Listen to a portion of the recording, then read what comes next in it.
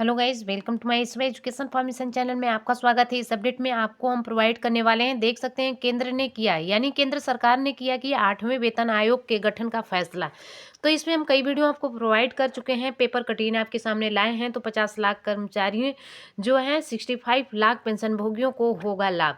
क्या है तो यहाँ पर केंद्रीय कर्मचारियों और पेंशन भोगियों के लिए वेतन भत्ते और पेंशन में वृद्धि करने पर अनुशासन दे अनु अनुशंसा देने के लिए केंद्र सरकार ने गुरुवार को 8वें वेतन आयोग के गठन का फैसला किया। सूचना एवं प्रसारण मंत्री अश्विनी वैष्णव ने यह जानकारी दी कि प्रधानमंत्री नरेंद्र मोदी जी ने 8वें वेतन आयोग के गठन के प्रस्ताव को मंजूरी दे दी है।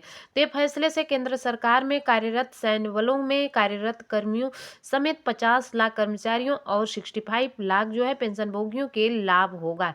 और इस फैसले से सरकार पर वित्तीय बोझ तो बढ़ेगा, लेकिन जो है इसका असर देश के विभिन्न उत्पादों व सेवाओं की मांग को बढ़ाने पर भी होगा। और अभी जिस तरह से भारतीय इकोनॉमिक्स मांग की कमी से जूझ रहे हैं उन उसे देखते हुए इसका जो है सकारात्मक असर होगा। दिल्ली में भी 4 लाख केंद्रीय कर्मचारी सैन्य बल शामिल हैं, जो कि इस फैसले से जो है फायदे में होंगे।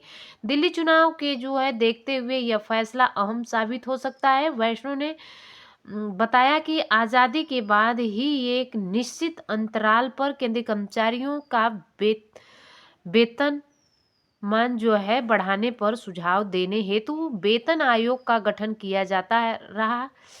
अंतिम बार 7वें वेतन आयोग की सिफारिशें 2016 से प्रभावी हुई थी। वैसे 8वें वेतन आयोग का जो है गठन अगले वर्ष 2026 में किया जाना था, लेकिन प्रधानमंत्री ने यह फैसला अभी इसलिए किया है कि ताकि उसे सिफारिश देने और सरकार को उस पर फैसला करने के लिए पर्याप्त समय मिले।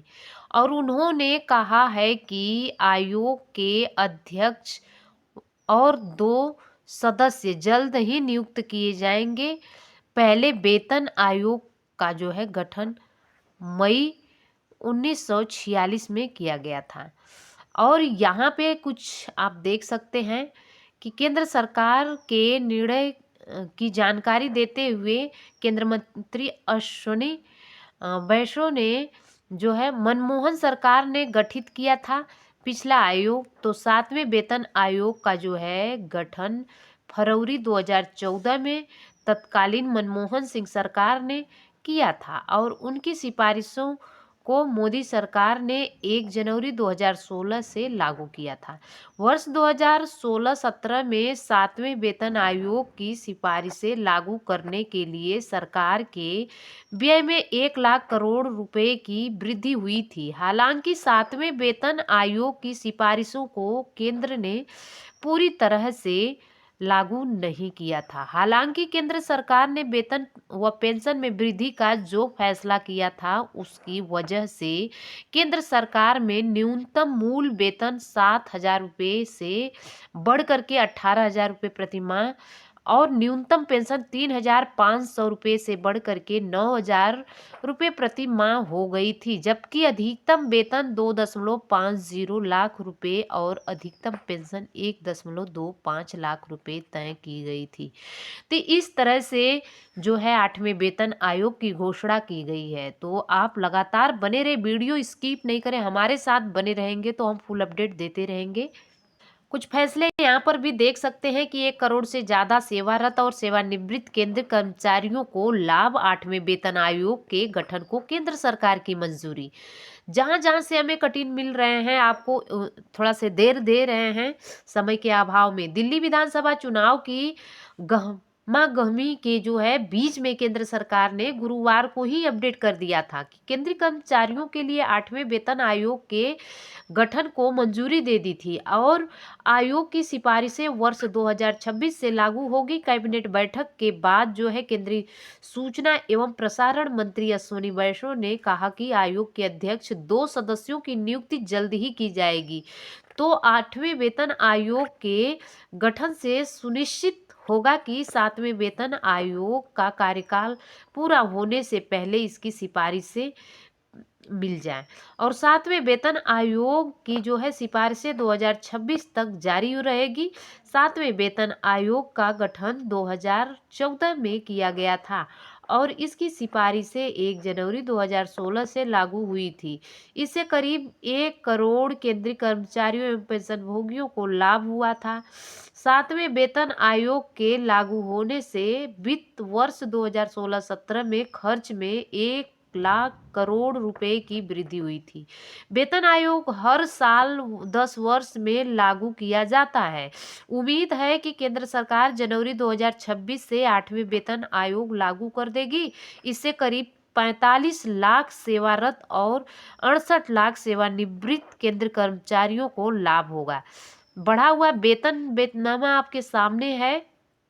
हमारे जो है सरकारी कर्मचारियों के प्रयासों पर गौरव है कि विकसित भारत के निर्माण के लिए जो है काम करते हैं। 8वें वेतन आयोग से जो है भोग को बढ़ावा मिलेगा और जीवन की गुणवत्ता में सुधार आएगा।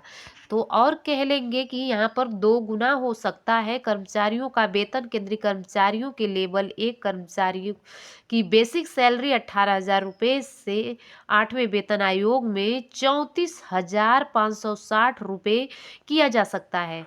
पॉसिबिलिटी एक्सप्रेस की जा रही है और सच्चाई यही होगा। कैबिनेट सचिव के स्तर के अधिकारियों की अधिकतम 2.5 लाख की बेसिक सैलरी मिलती है और यह 4.8 लाख हो सकती है। तो देखेंगे पेंशन में भी इजाफा देखने को मिल सकता है और 2004 से जोड़ने पर नौकरी 25 वर्ष पूरे करने वालों का पहला बैच 2029 में रिटायर होगा और 8वें वेतन आयोग में लेवल 1 के कर्मचारी की बेसिक सैलरी 34,560 रुपये। तो डियरनेस जो रिलीफ होता है डीआर हो गई तो इसकी जो है 50% रकम 17,280 रुपये डीआर होता है। तो ऐसे में 7,280 रुपये डीआर की राशि पेंशन के तौर पर मिलेगा। यहाँ पे आप देख सकते हैं कि गौर तलब कर सकते हैं। इस ग्राफ के माध्यम से हम बताना चाहेंगे आपको कि 8वें वेतन जो अब तक गठित वेतन आयोग जो है प्रति माह न्यूनतम वेतन की जो सिफारिश थी, पहला में 55 जो कि 1946 से 47 तक रहा तो 55 की बढ़ोतरी हुई। दूसरे में 80 की जो 57 से लेकर के 59 तक रहा।